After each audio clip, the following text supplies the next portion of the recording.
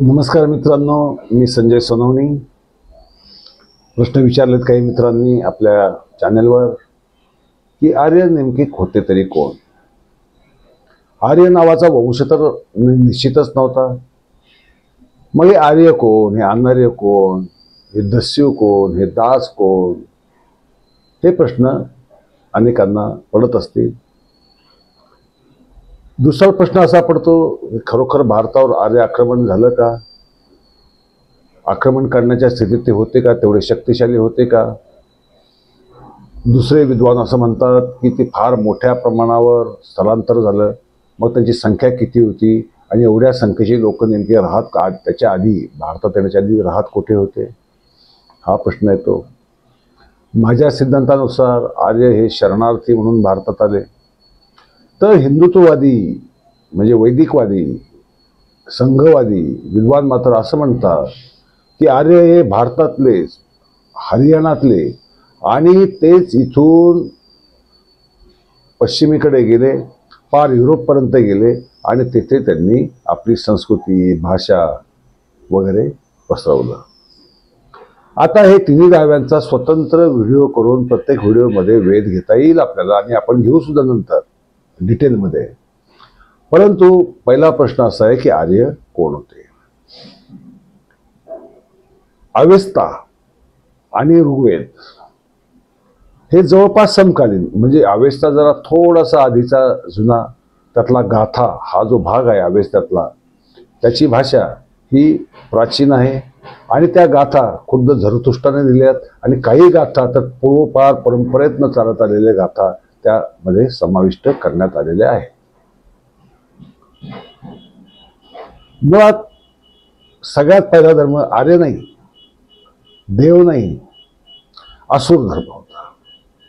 असुर संस्कृती ही पश्चिम आशियामध्ये पार असिरिया, इजिप्त, इराण, अफगाणिस्तान या विस्तृत प्रदेशामध्ये पसरलेली होते. आसिरिया नाव हे जे पडलं ते असुर संस्कृतीवरनच. असुर बनिपाल नावाचा राजा आपण ऐकलाच, इतिहास प्रसिद्ध राजा आहे.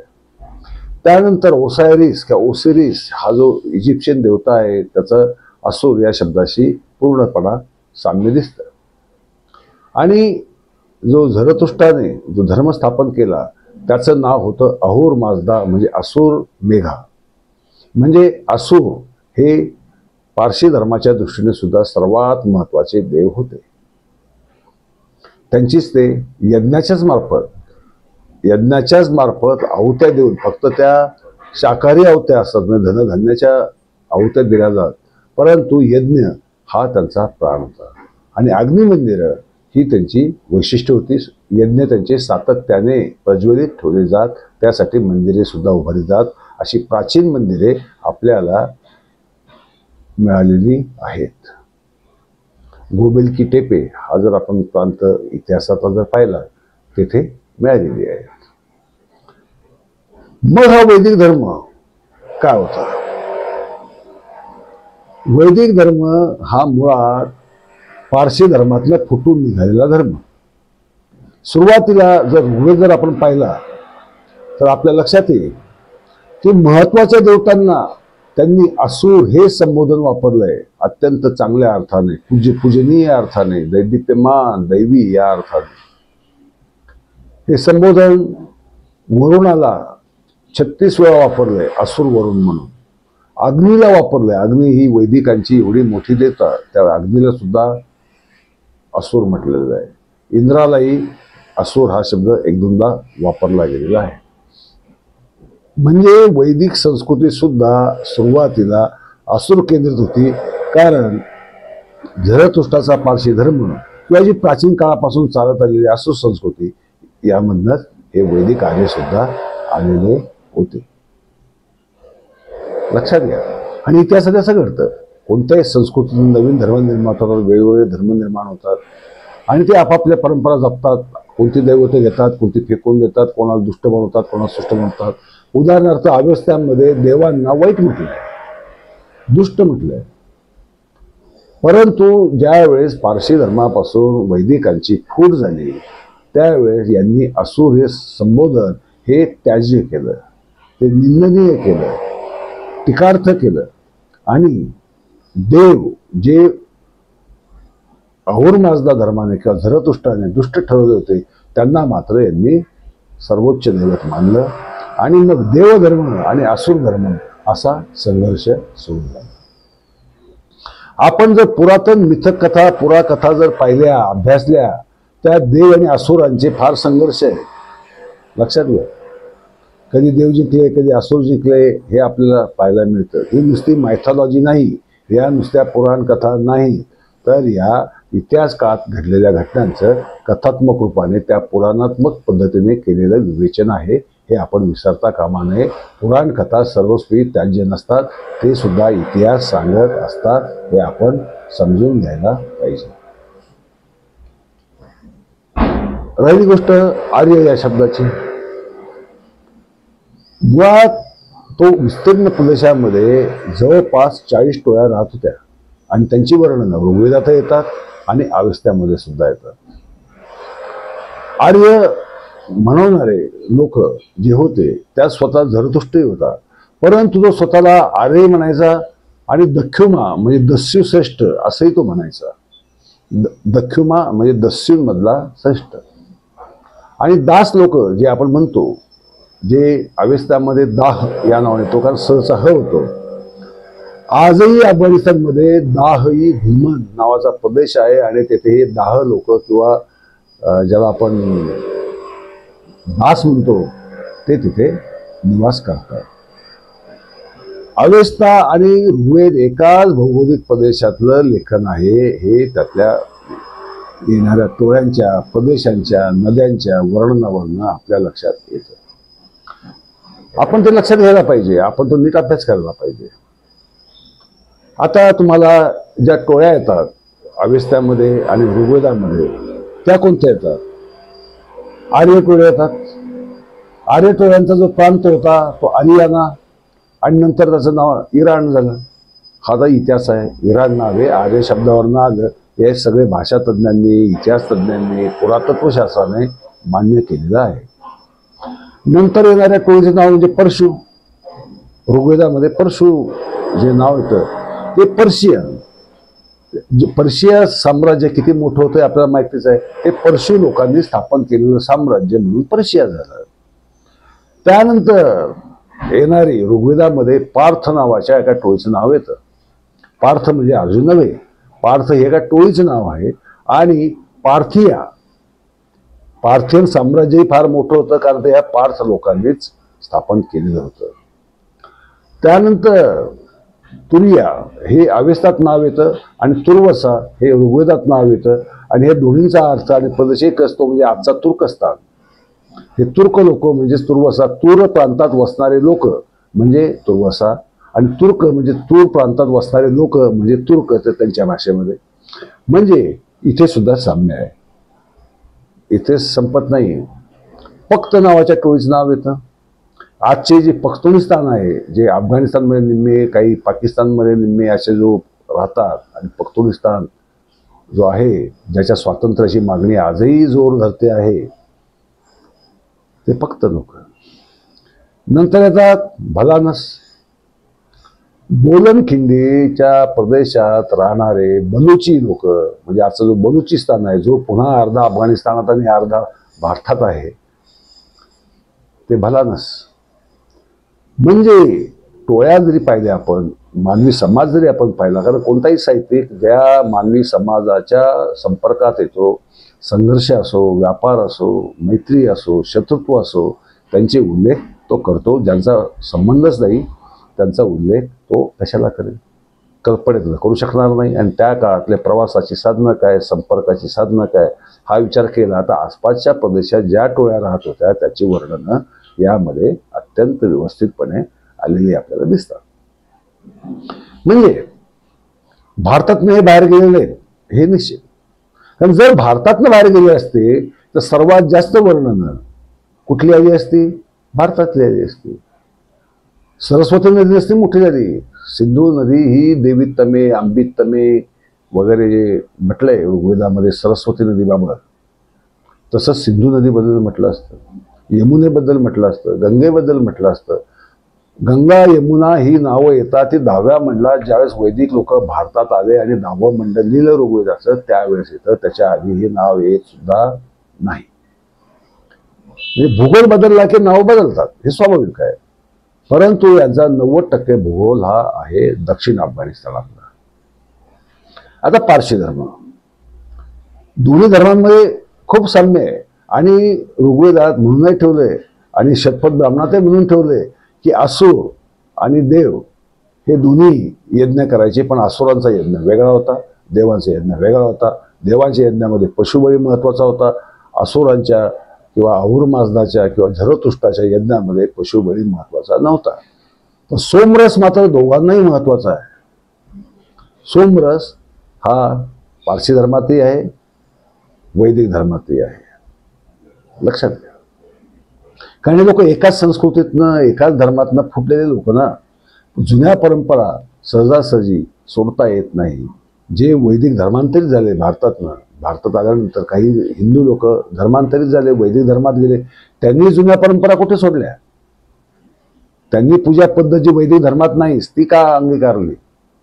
त्यामुळेच. कारण पुरातन परंपरा या सहजासहजी सोडता येत नाहीत. आणि त्याच्या मागे जर अजून काही स्वार्थ असतील तर मग तर अजिबात सोडले जात नाहीत. त्याला वेगळं रूप दिलं जातं, वेगळं तत्वज्ञान जोडलं जातं किंवा वेगळं कथा निर्माण केल्या जातात. हे भारतात घडलेलं आहे, अफगाणिस्तानात तेच घडलं. यांनी ज्याला पारशी लोकांनी ज्याला शत्रू मानलं त्यांना देव केलं. आणि जे पारशी लोकांचे श्रेष्ठ तत्व होतं अहुर, असुर, मेधा किंवा अहुर माजदा, याला मात्र अत्यंत नीच स्वरूप दिलं कथांच्याच रूपाने. जसं रुद्रासूर आहे, रुद्राला मारलं, त्याच्यात अनेक कथा ऋग्वेदामध्ये येतात. हा सगळा संघर्ष होता हा पारशी धर्मातला आणि वैदिक धर्मातला. देवासूर युद्धाचा, काल्पनिक युद्धांचा याच्याशी काडी इतका संबंध नाही, असण्याचं काही कारण नाही. वैदिक धर्म फोपावत होता बऱ्यापैकी. त्यांनाही राजाश्रय मिळत होते, त्यांनाही कोणती ना कोणती टोळी येऊन मिळत होती, काही टोळ्या बाहेर पडत होत्या. आणि या धर्माच्याच कारणावरनं एक धर्मयुद्ध झालं, ते म्हणजे दाशराज्ञी युद्ध. जी पुरू टोळी आणि इतर अन्य 4 टोळ्या, अशा 5 टोळ्या ज्या वैदिक धर्माच्या सोबत होत्या राजा सुदासाच्या काळामध्ये, त्या फुटल्या. त्यांनी यज्ञ करणं सोडून दिलं. त्यांनी ना पारशी धर्म स्वीकारला ना वैदिक धर्म स्वीकारला. त्यांनी त्याग केला आणि स्वतःच्या स्वतंत्र ज्या परंपरा होत्या त्या टोळीमध्ये किंवा जमातीमध्ये परंपरा चालत आलेल्या त्या त्यांनी धरल्या. त्यामुळे ऋग्वेदामध्ये त्यांना जे मित्र होते आधी, ज्यांना आर्य म्हणत होते, त्यांना लगेच अनार्य करून टाकलं. अयज्जू म्हटलं. अयज्जू म्हणजे यज्ञ न करणारे, पाखंडी लोक, अनार्य लोक, असं लगेच त्यांना संबोधन देऊन टाकलं. अनार्य नावाची जमात नव्हती की आर्य नावाची जमात नव्हती, वंश नव्हता. आर्य म्हणजे हे एका परीने धर्माचंच नाव होतं. वैदिक धर्माचं अत्यंत पुरातन नाव हे आर्य धर्म आहे. आणि अनार्य म्हणजे कोण की जे आर्य धर्माचे नाहीत ते अनार्य. साधं सिंपल आहे. त्यामुळे हे दाशराज्ञी युद्ध घडलं. पण त्या दाशराज्ञी युद्धामध्ये सुदैवाने म्हणा दुर्दैवाने म्हणा राजा सुदासाचा झाला विजय. त्याने खंडण्या वगैरे लादल्या, शत्रूचा पाठलाग केला, त्यांना पकडलं, त्यांच्याकडनं शहरांवर स्वाऱ्या केल्या आणि त्यांच्याकडनं खंडण्या सुद्धा वसूल केल्या. आणि हे सगळं त्यांनी इंद्राच्या मदतीने केलं असं सुद्धा त्यांनी लिहून ठेवलं. आता असुर केंद्रित धर्म होता वैदिक सुद्धा, तो देव केंद्रित झाला. हा वैदिक धर्मातला पहिला सर्वात मोठा बदल हे वैदिकांनाही माहीत असण्याची गरज आहे. वैदिक धर्म मूळचा असुर केंद्रित, जी प्राचीन संस्कृती जी आस्ट्रियापासून इजिप्तपासून ते इराणपर्यंत पसरलेली होती, ते असुर संस्कृती, असुर संस्कृतीचेच हे भाग होते. आणि असुर हे आदरार्थी संबोधन होतं. सूर्याचंच ते असुर हे दुसरं नाव होतं. आणि असुर म्हणजे प्राणवान, वीर्यवान असे सुद्धा त्याचे अर्थ होते. कारण सूर्य तसाच तेजस्वी असतो, प्राणवान असतो, प्राण देतो, पराक्रमी असतो, प्रकाश देतो वगैरे. तेव्हा त्यांना देवत्व देणं स्वाभाविक होतं. परंतु असुर शब्दानंतर दुष्टबंधा. कारण का यांनी पारशी धर्माशी वैर घेतलं, फुटले आणि स्वतंत्र धर्म स्थापन केला म्हणून. याचा अर्थ पुन्हा काय होतो, पारशी धर्म काही प्रमाणात का होईना वैदिक धर्मापेक्षा जुना आहे हे निश्चित. आता नंतर काय झालं, झरथुष्ट्र शत्रू बनला. मागच्याच व्हिडिओमध्ये मी सांगितल्याप्रमाणे झरथुष्ट्राला ज्या वेळेस हेयोना टोळीने म्हणजे तुर्वसा तुर्क लोकांनी, त्यांच्यात एक हेयोना म्हणून एक अजून उपटोळी होती, त्यांनी अग्नी मंदिरामध्ये झरथुष्ट्राची जाळून हत्या केली. ही ऐतिहासिक गोष्ट आहे आणि ही गोष्ट ऋग्वेदात आहे. ऋग्वेदात एवढंच नाही, एवढंच गौतम हा जो वैदिक ऋषी होता त्याने झरथुष्ट्राशी कसा वादविवाद केला आणि त्याला झरथुष्ट्राने कसं हरवलं याचं वर्णन अवेस्त्यात आहे. म्हणजे वैदिक ऋषी अवेस्त्यात होतो. म्हणजे हे एका अर्थाने समकालीन होते आणि वादात हरवलं म्हणजे हा शत्रुपक्षच होता आणि तो हरला असेल, जिंकला असेल, काय झालं ते झालं असेल, परंतु झरथुष्ट्राच्या धर्मग्रंथामध्ये शत्रू जिंकला असं कसं लिहिलं जाईल. तो जिंकलाय असेल, हरलाही असेल, काही झालं असू द्या, परंतु त्याचं नाव अवेस्त्यामध्ये येतं. हे सर्वात महत्त्वाचं आहे. म्हणजे अवेस्ता आणि ऋग्वेद हे जवळपास, अवेस्ता जरी काही दशकांनी म्हणा जुना असला तरी हे एका परीने तसे समकालीनच. मग पारशी धर्माला पहिल्यांदा राजा विश्वासपाने राजाश्रय दिला. राजा विश्वासपाने आश्रय दिला, त्यामुळे पारशी धर्म वेगाने वाढायला लागला. वैदिक धर्म त्यांच्याशी संघर्ष करत होता, कारण त्यांनाही त्यांचा धर्म दुसऱ्या टोळ्यांवर लादायचाच होता. मग त्या पार्थ टोळ्यांशी असो, परशु टोळ्यांशी असो, ऋग्वेदामध्ये अशी असंख्य युद्ध नोंदवली गेलेली आहेत आणि सगळी युद्ध आर्य की अनार्य यासाठी झालेली आहेत, शत्रुपक्षाला असुर मानून. नंतर आपण वैदिक साहित्यामध्ये दाशरथ युद्धानंतर वैदिकांनी काय केलं याची माहिती येत नाही, परंतु अवेस्त्यामध्ये मात्र येते. ती कोणत्या प्रकारे येते, झाम्यादेष्ट म्हणून एक भाग आहे, जे पारशी धर्माचे धर्मग्रंथ आहे त्यातला झाम्यादेष्ट. झाम्यादेष्टमध्ये आधीच्या अवेस्त्यामध्ये असणारा भूगोल हा झाम्यादेष्टमध्ये मात्र विस्तारतो. तो हेल्मंड नदी, सरस्वती नदी, हिंदुकुश पर्वत आणि जे दक्षिण अफगाणिस्तानातले मोठे प्रदेश आहेत आणि गांधारपर्यंत, हे सगळे पारशी धर्माच्या अखत्यारीमध्ये आले म्हणा, ते जिंकले म्हणा, किंवा त्यांनी धर्मप्रचार करून लोकांना आपल्या धर्मात घेतलं म्हणा. ते बळजबरीने घेतलं, प्रेमाने घेतलं, लढवून घेतलं, का न लढता घेतलं, हा इतिहास कुठे येत नाही. परंतु काही जरी झालं तरी एक गोष्ट निश्चित की आर्यांच्या प्रभाव क्षेत्रात किंवा वैदिकांच्या प्रभाव क्षेत्रात पारशी लोक मोठ्या प्रमाणावर घुसले. अनेक लोकांनी त्यांनी पारशी धर्मात बनवून घेतलं. मग काय झालं, हा फार इंटरेस्टिंग प्रश्न. कारण झाम्यादेष्ट तर पुरावा आहे. झाम्यादेष्टाचा भूगोल हा अत्यंत विस्तृत येतो आणि ज्या भागात आर्यांचं, वैदिक आर्यांचं प्रस्थ होतं, तो भाग सुद्धा पर्शियनांच्या किंवा पारशी धर्माच्या ताब्यात गेल्याचं आपल्याला दिसतं. मग आर्यांचं काय झालं, या वैदिकांचं काय झालं, त्यांच्या धर्माचं काय झालं. ते लोक आक्रमक म्हणून भारतात आले, तर मग त्यांच्याकडे लोक होते तरी किती संख्या होती, हा एक प्रश्न येतो. दुसरा प्रश्न असता तो स्थलांतर केलं, समजा भारतावर संस्कृती वैदिकांची लादायची, वैदिक आर्यांची संस्कृती लादायची, तर संख्या तशी बऱ्यापैकी मोठी पाहिजे. फार आवाढव्य गरज नाही, कारण ब्रिटिश एवढे छोटे होते, परंतु इंग्रजी संस्कृती भारतामध्ये आलीच ना, त्यामुळे संख्येचा प्रश्न नाही. पण होते किती प्रबळ होते, कारण ब्रिटिश तर प्रबळ होते, संख्येने कमी असले तरी प्रबळ होते. तसे वैदिक आर्य प्रबळ होते का, हा दुसरा प्रश्न. आणि तिसरा सर्वात महत्त्वाचा प्रश्न, हे भारतात आले, हे तर वस्तुस्थिती आहे. भारतातून आर्य बाहेर गेलेले नाहीत. आउट ऑफ इंडिया थेरी अत्यंत चुकीची, खोटी, दिशाभूल करणारी आणि केवळ वैदिक आर्य भारतातलेच होते हे दाखवण्यासाठी केलेली राजकीय खेळी आहे. परंतु आपल्याला राजकारणाची काही घेणं नाही, आपल्याला इतिहासाची घेणं आहे. इतिहासाची घेणं आणि हिंदूंवर त्यामुळे काय काय परिणाम झाले तेही आपल्याला पाहायचं आहे. हा भाग वेगळा. त्यातही राजकारण नाही, आपल्याला फक्त त्याचं अन्वेषण करायचंय, विश्लेषण करायचंय, समजून घ्यायचंय आणि आपण आपले डोळे उघडायचे आणि शुद्ध मनाने भविष्याकडे आपल्याला जायचंय. हा आपला हेतू आहे. मग आर्य भारतात आले ते कधी, नेमक्या कोणत्या काळात, ते आक्रमक म्हणून आले, स्थलांतरित म्हणून आले का शरणार्थी म्हणून आले? लक्षात, तिन्ही शब्दात फार मोठा फरक आहे.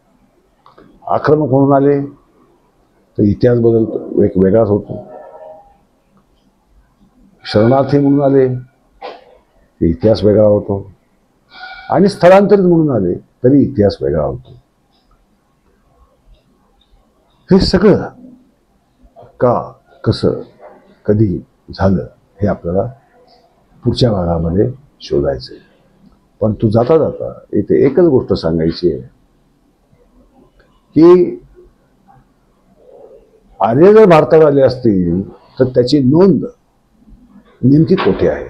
सुदैवाने ती नोंद आहे शतपथ ब्राह्मणामध्ये, ती नोंद ठेवली गेलेली आहे विदेग माथवाच्या आणि गौतम राहुगण नावाच्या पुरोहिताच्या रूपाने ठेवली गेलेली आहे. पण तो साध्यंत इतिहास आपण पुढच्या व्हिडिओमध्ये सविस्तर पाहू. धन्यवाद. तोपर्यंत आवडला असेल तर लाईक करा, शेअर करा आणि लोकांपर्यंत पसरवायला जरा मदत करा, जमलं तर. धन्यवाद. नमस्कार.